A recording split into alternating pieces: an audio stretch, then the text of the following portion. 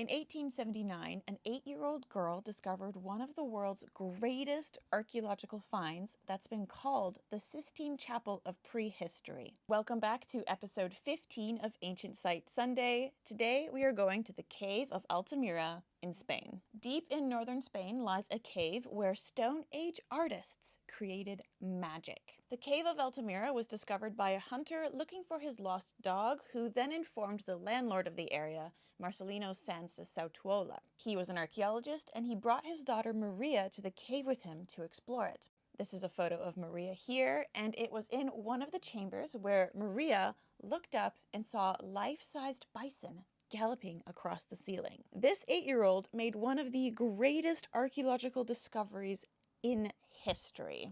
This chamber of paintings, as it's called, is filled with depictions of horses, deer, and wild boar. There are over 100 animals painted on the walls of the cave in vivid red and black pigments, and the artists even used the natural bulges of the rock face to create 3D effects. In fact, the techniques used to create the level of detail in these animals is so sophisticated that experts at the time of discovery refused to believe that these paintings were ancient. The reality is that some of these paintings date to 36,000 years ago, and people were adding their artistic contributions inside this cave for 20,000 years. But why did they paint in darkness this deep underground?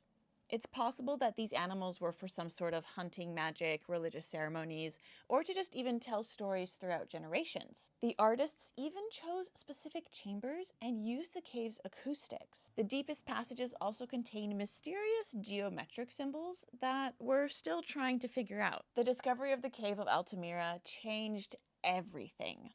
When Marcelino claimed these paintings were prehistoric, the scientific world laughed at him.